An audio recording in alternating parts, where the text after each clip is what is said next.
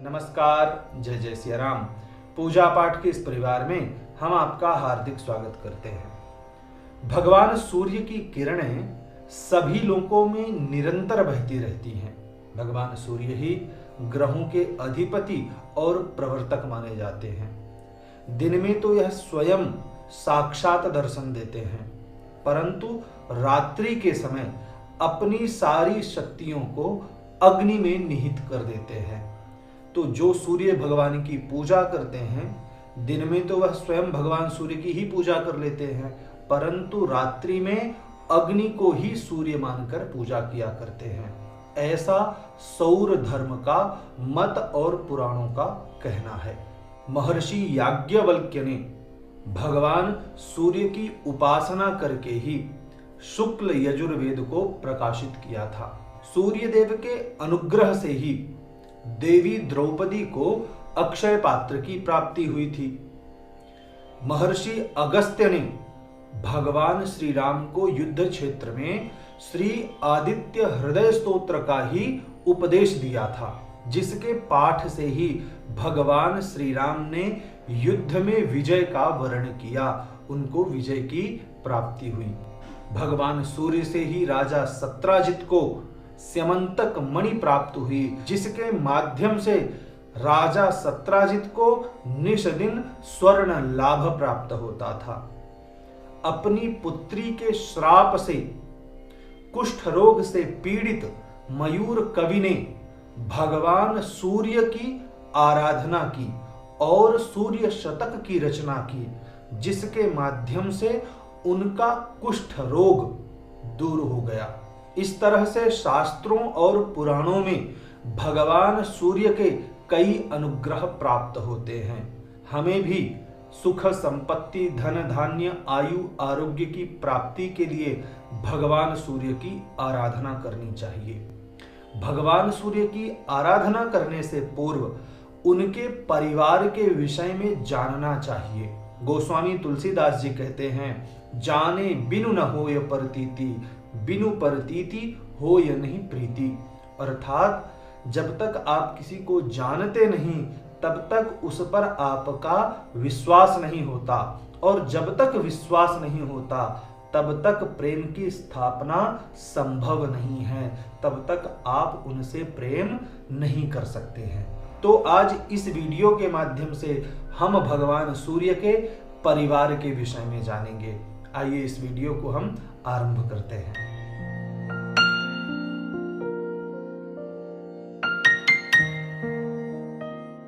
भगवान सूर्य का परिचय हम महर्षि कश्यप के द्वारा करेंगे। महर्षि कश्यप ही भगवान सूर्य के पिता हैं। महर्षि कश्यप के 13 विवाह हुए। अदिति, दिति, दनु, अरिष्टा, सुरसा, सुरभि, विनता, ताम्रा, क्रोधवशा, इरा, कद्रु, विश्वा और मुनि, ये महर्षि कश्यप की 13 धर्म पत्नियों के नाम हैं, जिनके द्वारा इस सृष्टि का विस्तार हुआ। अब जानते हैं कि इनके माध्यम से सृष्टि में कौन कौन सी प्रजातियां आई हैं। अदिति से देवता उत्पन्न हुए, जो आदित्य कहलाए। दिति से 49 मरुत उत्पन्न हुए। सिंहिका नाम की एक पुत्री उत्पन्न हुई, और हिरण्याक्ष हिरण्यकशिपु नाम के 2 पुत्र उत्पन्न हुए, जो दैत्य कहलाए। दनु से विप्रचित्ति नामक 100 पुत्र उत्पन्न हुए, जो दानव कहलाए। अरिष्टा से किन्नर और गंधर्वों की सृष्टि हुई। सुरसा से सर्पों की उत्पत्ति हुई। सुरभि से भैंस और गायों की सृष्टि हुई। विनता से गरुण और अरुण नामक 2 पुत्र और सौदामिनी नामक एक कन्या उत्पन्न हुई।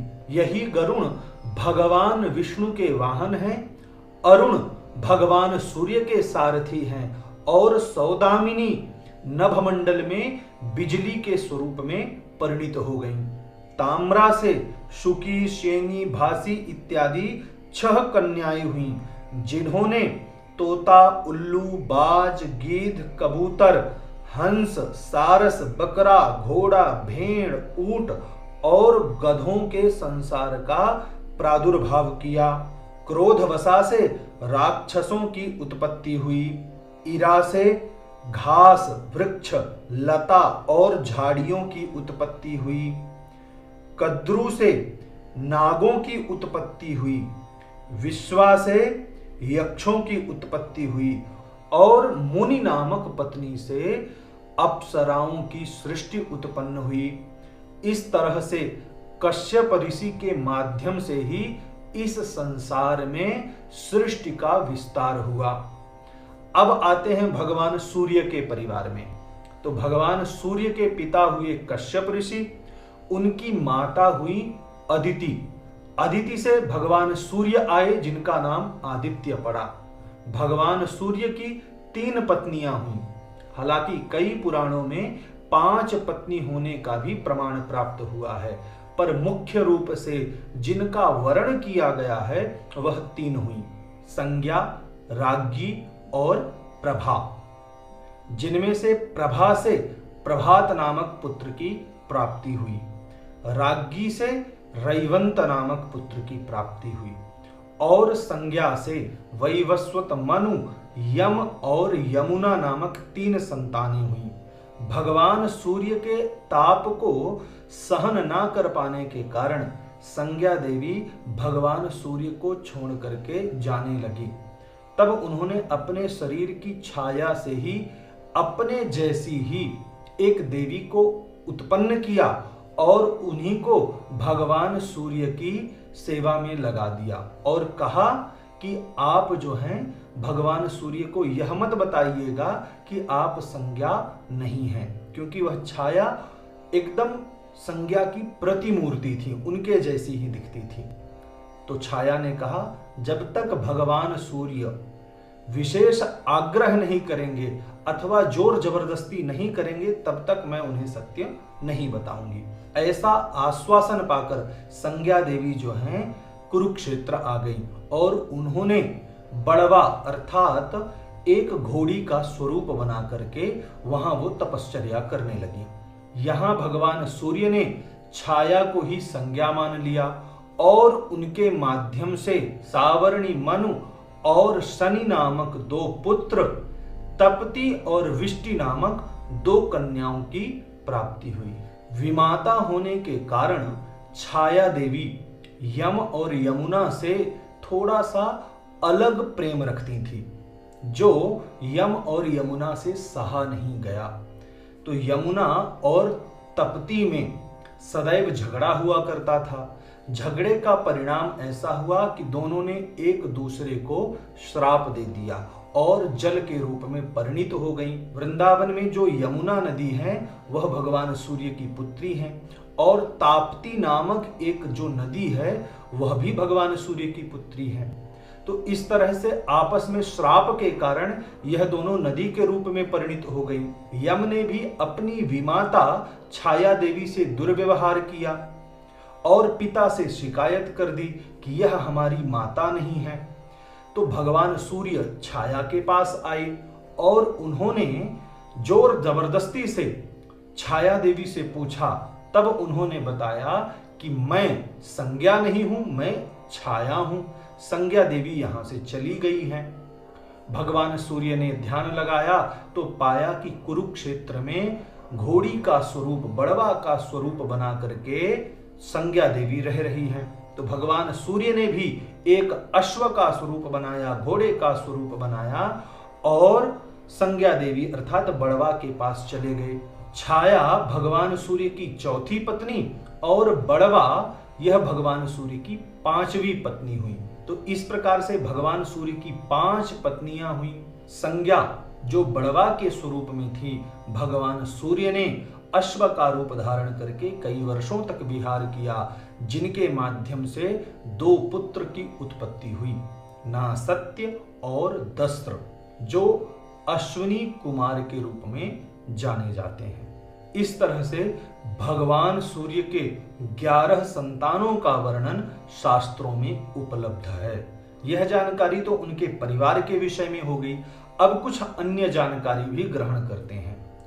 भगवान सूर्य का जो रथ है उस रथ में मात्र एक ही पहिया है और भगवान सूर्य के रथ को मात्र एक ही घोड़ा वहन करता है। वह घोड़ा इतने वेग से चलता है, उस घोड़े का नाम है एतश, और वह घोड़ा इतने वेग से चलता है कि वह 7 भागों में दिखाई देता है, 7 घोड़ों में परिवर्तित हो जाता है। कई पुराणों में एक घोड़े को मान्यता नहीं दी गई है, वह कहते हैं कि 7 घोड़ा ही है। और उन घोड़ों के नाम हैं गायत्री, त्रिष्टुप, जगती, अनुष्टुप, पंक्ति, बृहति, उष्णिक। यही घोड़े काव्य शास्त्र में छंद का स्वरूप धारण करते हैं। तो जो काव्य शास्त्र में, साहित्य शास्त्र में छंद हैं, वही ये घोड़े हैं। भगवान सूर्य के जो सारथी हैं उनका नाम है अरुण। अरुण उनकी विमाता, दूसरी माता जिनका नाम विनता है, उनके पुत्र हैं। अर्थात अरुण जो है यह भगवान सूर्य के भाई लगते हैं। अरुण को अनुरु भी कहा जाता है। अनुरु क्यों कहा जाता है? क्योंकि वह उरु से रहित हैं, जंघा से रहित हैं। अर्थात जंघा के नीचे का जो भाग है वह अरुण जी के पास नहीं है, इसलिए उन्हें अनुरु भी कहा जाता है। अन्यान्य पुराणों के अनुसार भगवान विष्णु का जो सुदर्शन चक्र है, भगवान शिव का त्रिशूल, कार्तिकेय का शक्तिपाश, यमराज का दंड, इंद्र का वज्र और कुबेर का पालकी, जिसको हम शिविका कहते हैं, यह सब कुछ जो है भगवान सूर्य के अंश से ही उत्पन्न हुआ है। और भी अन्य दिव्यास्त्र जो अन्य देवताओं के पास हैं वह भी भगवान सूर्य से ही उत्पन्न माने जाते हैं। आशा करते हैं कि भगवान सूर्य से संबंधित यह जानकारी आपको पसंद आई होगी।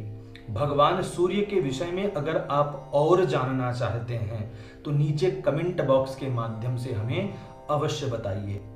इस वीडियो को बनाने में बहुत मेहनत लगी है, कई पुराणों का अध्ययन करना पड़ा है, तो आपसे यह निवेदन करते हैं कि इस वीडियो को शेयर अवश्य करें और इस वीडियो को लाइक भी करें। अगर अभी तक आपने हमारे इस चैनल को सब्सक्राइब नहीं किया है तो चैनल को सब्सक्राइब अवश्य करें। इस वीडियो से संबंधित अगर आपका कोई प्रश्न, शंका अथवा कोई सुझाव है तो नीचे कमेंट बॉक्स के माध्यम से आप हमें अवश्य बताएं। यह वीडियो देखने के लिए आपका बहुत बहुत धन्यवाद।